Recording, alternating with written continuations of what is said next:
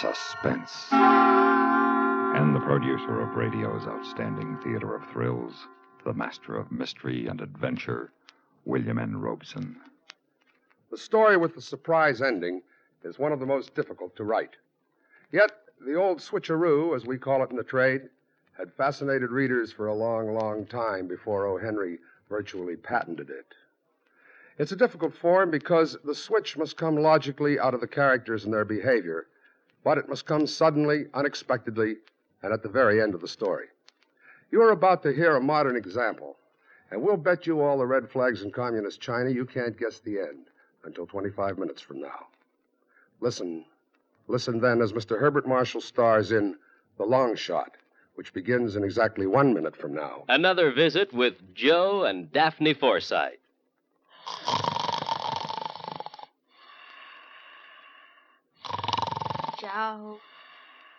Joe. Joseph! Yeah, I'm up. Pour the coffee. I'll be right in.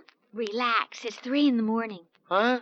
I said relax. It's 3 in the morning. I was relaxed. Daphne, why did you wake me up? Well, I was just wondering what happened to our savings bonds. You were what? I had a dream.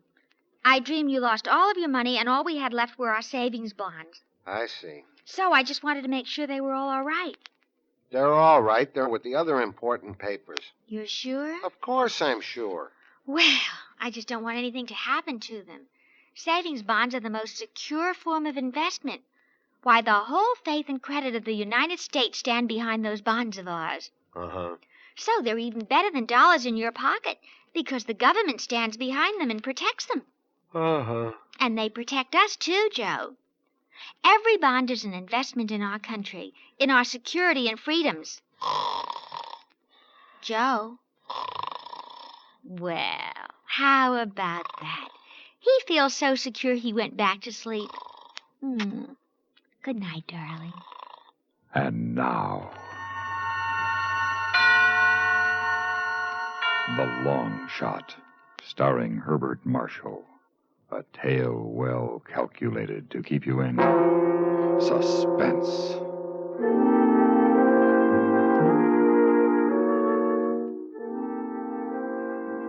Very well then, Lieutenant. If you're ready to take it down, here's my statement. It seems a year, but I guess it's only 10 days since I was sitting in the lobby of the Astor Hotel in New York with 28 cents in my pocket. It had been a dreadful season at the track. So there I was, stony. Somebody had discarded the afternoon paper, and I picked it up. It was folded to the classified section, and my eyes fell upon a most intriguing ad in the Help Wanted column. Englishman will pay $150 and expenses to fellow countryman, preferably Londoner, in return for services as driver and traveling companion on automobile trip to San Francisco. This was the answer to all my problems. And a quarter hour later, I presented myself at the door of my unwitting benefactor's quarters. Yes? I've come about your advertisement. Oh, yes. Step inside, please. Thank you. You have a chair. Thank you. You're English, I presume? Yes, indeed. A Londoner, I hope? Born and bred. Well, I must say that's a relief. I've been plagued with applicants all day, not a Londoner in the lot. You see, the old town's sort of a fetish with me. A man can't really consider himself civilized unless he's a Londoner. Quite. You say you were born there? Oh, yes, in Vigo Street, just off St. James's Square, August 18th, 1910. Know the town like the inside of my hat. Vigo Street? I'm not sure I know it. It turns right off Sackville Street and runs some little way before it reaches Regent Street. Oh, yes. I place it now. Well, you seem to be the genuine article. Tell me, why are you interested in going to San Francisco? You know anything about horse racing, Mr... No, I'm sorry. My name is Hendricks, Walker Hendricks. Mine's Kelly Raymond. Well, how do you do, Mr. Raymond? No, I can't say that I do particularly. Been to Epsom Downs on a few occasions. I see. Well, I've become rather fond of the horses. I might even say financially dependent on them. And with Bay Meadows opening shortly... Bay Meadows? There's a race course near San Francisco. Oh, I see. Well, you have business that takes you to San Francisco, and so have I. But I just couldn't face making the trip alone, or even worse, with an American. That's why I advertised. And what a stroke of luck to find you. Not only a fellow countryman, but a fellow Londoner. Excuse me. Hello? Oh, yes. Well, I'm dreadfully sorry, but I just hired a man. I was sitting pretty. The only thing I was afraid of was death from sheer boredom, because from the moment we started out, all Mr. Hendricks talked about was London. Have you spent much time in Soho, Raymond? I never lived there, if that's what you mean. No. I mean the restaurants and so on. Do you know them? You see now, there's the Moroccan... No, what was it? Oh, the Algerian Cafe in Dean Street, isn't it? Quite right, the Algerian in Dean Street. A big French woman ran it. We used to call her Madame Couscous. Quite. As a matter of fact, I saw her there only a short time ago. Huh? Seems to be she died a few years back. Oh, really? Yeah, you probably met her daughter. Yes, no doubt. Well, there's a sign. Cleveland, 38 miles. Spend the night there, I expect. Good idea. Now, let's see, where were we? Oh, yes, we were talking about Soho.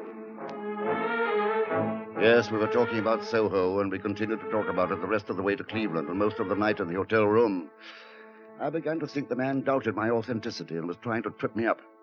Next day, we covered Whitechapel, Fleet Street, Bloomsbury, Mayfair. He still hadn't stuck me, but I was beginning to feel like a well-thumbed Baedeker's guide by the time we reached Chicago. As soon as we checked into our hotel room, I tried to get away from him for a while. Say, Mr. Hendricks, I wonder if I might have a small advance on my salary. Well, I suppose so. It's still rather early, and I thought I might look over the windy city. Yes, of course, Raymond. Here, let me open my valise. Now, this infernal lock is always acting up. There we are. 20 be enough? Fine, thanks. Look here, I believe I'll join you. Stretch the legs a bit, eh? There was a horse-choking wad of bills in that valise, but I was so burned at him tagging along, I didn't give it a thought then. My favorite joint was just around the corner from the hotel, a hangout for touts and bookies. But I didn't see anybody I knew at first. We had a club sandwich, and at Mr. Hendricks' request, I was expounding scholastically on the difference between Chicago and London bacon when... Kelly! Tommy! Good to see you, Kelly. I thought you were in Miami. Leaving in a couple of days. How about coming along? I can't. I'm on my way to San Francisco. Oh, this is Mr. Hendricks? Tommy DeWitt. How are you? How do you do? Listen, Kelly, I got to talk to you. I got a big deal cooking. I'm afraid You don't mind excusing us for a minute, do you, Mr. Hendricks? No, go on, please. Look, Kelly, I'll get right to the point. We bought us some jockeys. Uh-huh. It's coming up next week at Hialeah. 500 will get you 10 grand on the parlay. But I've got to drive that stiff to San Francisco. What if you just walk down? I suppose I could. But where do I get 500? Has he got any money? No, I don't. Wait a minute. That valise. Huh? You're sure this can't lose? I'm positive. All right, listen. You go back to the booth and keep Hendricks busy for a few minutes. Tell him I have to make a phone call or something. I'll meet you at the IC station in half an hour. I stepped out through the kitchen, and in 2 minutes I was back in our room at the hotel. There was the valise, just as he'd left it. And to make things even easier, the faulty catch wasn't locked. There was $680 in $20 bills in the wallet and a sheaf of legal-looking documents in the portfolio next to it. I glanced at them idly as I pocketed the money. On top was a letter from a law firm in San Francisco. It was dated 2 months ago and addressed to Hendricks in Bedford Park, London. It said, "Since you are completely unknown personally to either relatives or legal counsel in the United States, it has been necessary to establish proof of your right to your uncle's estate entirely by documentary evidence, and we are happy to state that such proof is now thoroughly established. We ask that you present yourself at your earliest convenience at our San Francisco law offices so that final disposition of the estate may be accomplished. Birth certificate, affidavits from friends, notarized statement from the Department of Records, a sheaf of letters. It was a long shot. A long shot that would pay off at least $100,000. Everything. Every affidavit and statement was a guarantee of Walker Hendricks, the bearer. And to tie it up tighter, one of the letters said pictures wouldn't be necessary, just a passport. And I knew a place in San Francisco that made passports to order. A long shot. But did you ever see odds like that?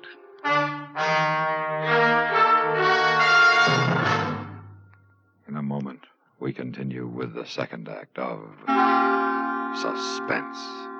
Memo on Medals, information about our military awards and decorations. The highly honored Legion of Merit is a 5-pointed white star of heraldic form bordered by purple-red enamel. In the center of this beautiful decoration is a constellation of 13 white stars on a blue field, breaking through a gold circle of clouds. Backing the star is a green enamel laurel wreath, interlaced with crossed war arrows in gold pointing outward. The ribbon is purple-red, edged with white. The Legion of Merit can be awarded to any personnel of the Armed Forces of the United States and of the government of the Philippines, and to personnel of the armed forces of friendly nations who have distinguished themselves by exceptionally meritorious conduct in the performance of outstanding services. When awarded to the military of other countries, the Legion of Merit is divided into 4 ranks: Chief Commander, Commander, Officer, and Legionnaire, depending upon the degree of the service we honor. Since its creation by Act of Congress in 1942, the Legion of Merit has become a highly honored symbol of our nation's acknowledgement of the bravery and dedication of free men. And now, starring Herbert Marshall, Act Two of The Long Shot. Yes, it was a long shot. Anyway, I put the papers and the money back in the valise and called Tommy DeWitt. Told him the Hialeah deal was off, but there wasn't any money in the room. And the next morning, Hendricks and I left Chicago westbound on Route 30, and old London town rode with us. You were saying you know the George Inn, Raymond? Yes, but it's not in London proper. It's in Southwark, on the other side of the river. Oh, I believe you're right at that. Rare old inn, the George, with its posting yard. I did a lot of thinking during those long, dull miles across the plains. In Omaha, it looked like a cinch, but by the time we hit Cheyenne, I began to waver a little. And when we rolled into Salt Lake City, I was almost ready to give up the whole idea. It was too cut and dried. Too easy for a long shot. Almost like a trap someone set for me with $100 grand as the bait. And once I went for it, there'd be no turning back. It was a good gamble. But the stakes were too high, and there was no way of telling what the payoff would be without tossing everything on the line. That's what I was thinking at about 6 o'clock last Wednesday night when we pulled up in front of the Wasatch Hotel in Salt Lake. By Jove, I'll be glad to wash up. That prairie country is appalling. It's good to have some trees for a change. Yeah, pretty town, Salt Lake. You have an aunt here, you know. How long since you've seen her? Well, I've never seen her. I don't intend to. She's a sister of my mother's, Marguerite Stoddard. Thoroughly Americanized, I understand, and probably a frightful bore. Probably. There it was. Just as if I'd asked for it. A way of telling about that payoff ahead of time. A laboratory test right there in Salt Lake City with nothing to lose if it didn't work out. I got away from Hendricks after dinner, found Marguerite Stollart's address in the phone book, and took a cab out to her house. Yes? Oh, good evening. Are you Mrs. Marguerite Stoddard? Yes. I'm Walker Hendricks. Walker? I just can't believe it. Come in. Please make yourself comfortable. Thank you. Well, you're a pleasant surprise, Walker. I suppose I am, Aunt. I may call you Aunt Marguerite, mayn't I? Of course you may. Well, I expected you to be a little more like, Like who? Well, perhaps I'd better not mention it. Oh, please do. I think we should discuss everything, don't you? Of course I do. You'll never know how much your Uncle Gerald regretted what he did. You mean the will? No, long before that. Your mother never told you, I suppose? No, she never mentioned her family. I don't suppose she would. After all, she loved your father, and your Uncle Gerald hated him. And so Uncle Gerald forced her to leave home? Yes. I know Gerald would have been the last to admit it, but I've always felt the will was his stubborn way of making it up to her. Perhaps. I'm sure of it. But at least you will benefit, Walker. now that there's nothing any of us can do for your poor mother. If there was any doubt in my mind, it disappeared then and there. The American branch of the family knew absolutely nothing of Cecily Hendricks from the time she left home until her brother, Gerald, died, leaving her $100,000. At that point, they made a pretty thorough search, found both she and her husband had died in England, and their son, Walker, was the only heir. Everything I needed was back in the hotel in that valise. It's 521 miles from Salt Lake to Reno, but I convinced Hendricks we could make it in one jump. I had a special reason. We had to hit the desolate section of central Nevada about midnight. When you get right down to it, killing a man is a pretty tough job, even when it's as perfect as this was going to be. For once, I was thankful for London. It gave us something to talk about, and there was so much in my mind that I might have given myself away in silence. So I prattled on like a phonograph. Oh, yeah, good old Wapping. Yes, Wapping. There's a lovely pub there called the Prospect at Whitby. Oh, don't believe I know it. No, I'm not surprised. There's an amazing thing about London. It seems that the greenest tourist knows more about it than the Londoners themselves. Well, I'd say you've done rather well. Well, mainly because I've been on my own since I was 14. Now, you take yourself, for example. 10 to 1, you've never been in Petticoat Lane. Perfectly marvelous place. Regular Oriental bazaar right in the heart of the city. Booths and peddlers selling every kind of junk you can imagine.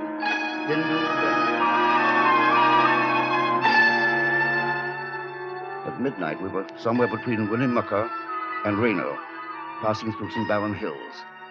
I knew the time had come, and my hands began to shake so much I had to grab the wheel with both of them. I felt beneath the cushion where I'd put the wrench. It was still there. Finally, I held my breath and pulled over on the shoulder. I say, what are you stopping for? Look, over there, the moonlight on that cliff. Oh, I say, yes, that is lovely. It was all over. Never knew what hit him. I turned out the lights and pulled the body out on the right-hand side.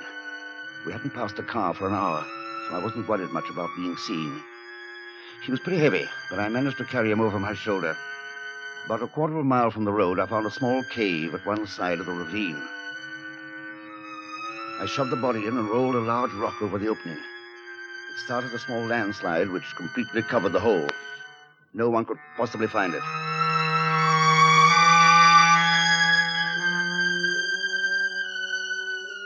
I had just about gotten back to the road when I saw something that stopped me dead in my tracks. There, behind my car, was another one, with a seal on the door. The seal of the state of Nevada.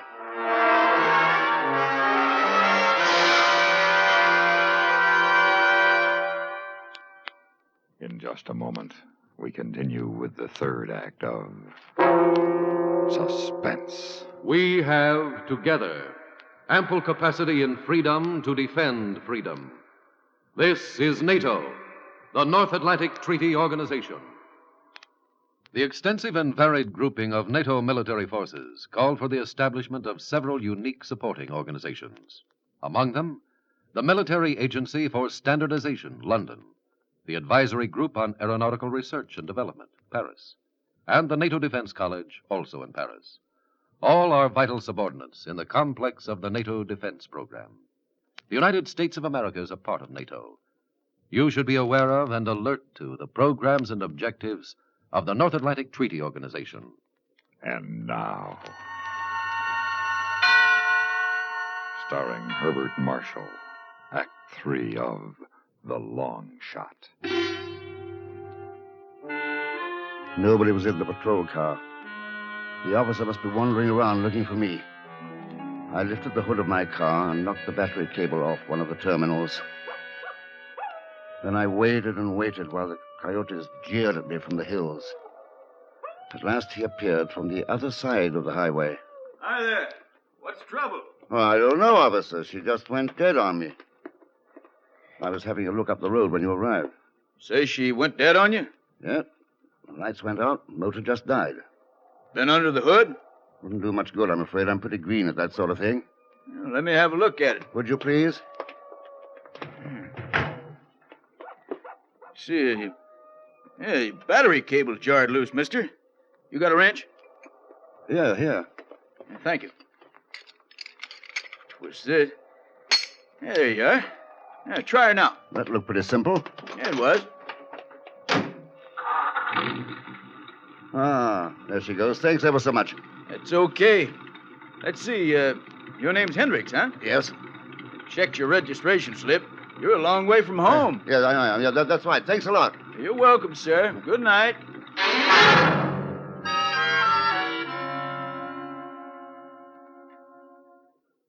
Well, there it is, Lieutenant. It was a long shot. It was a sure thing until I found you waiting for me in the attorney's office. Even then, I'd have gotten away with it if you hadn't told me that the body had been found. Well, aren't you going to say something? Don't you still think I could have carried it off, Lieutenant? Well, Raymond, we arrested you for the murder of Walker Hendricks, but it appears we were wrong. What? What are you talking about? It was a long shot, Raymond, and it was almost a sure thing. Maybe that's why both of you gambled on it. What do you mean, both of us? You and that guy you bumped off in Nevada. That guy? Well, that was Hendricks. Oh, Hendricks was murdered, all right. But you didn't do it. What? You see, he beat you to it, Raymond.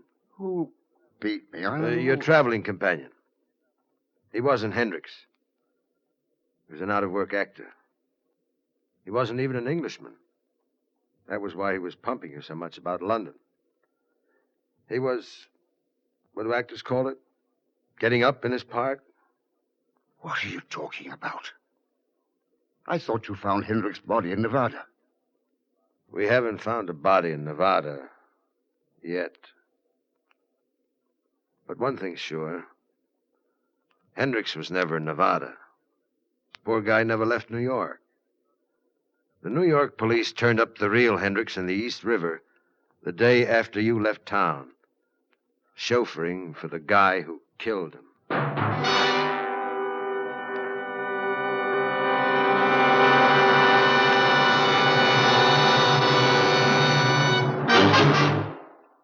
Suspense, in which Herbert Marshall starred in William N. Robeson's production of The Long Shot by Harold Swanton.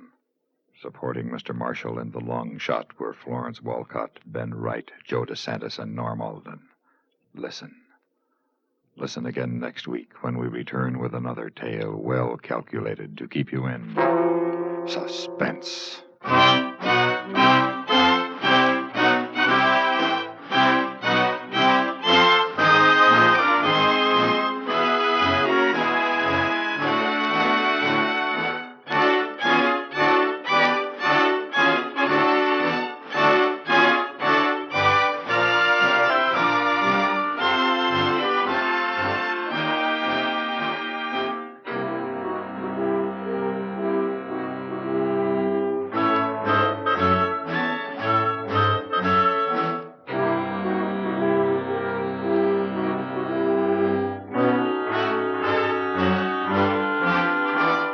Suspense has been brought to you through the worldwide facilities of the United States Armed Forces Radio and Television Service.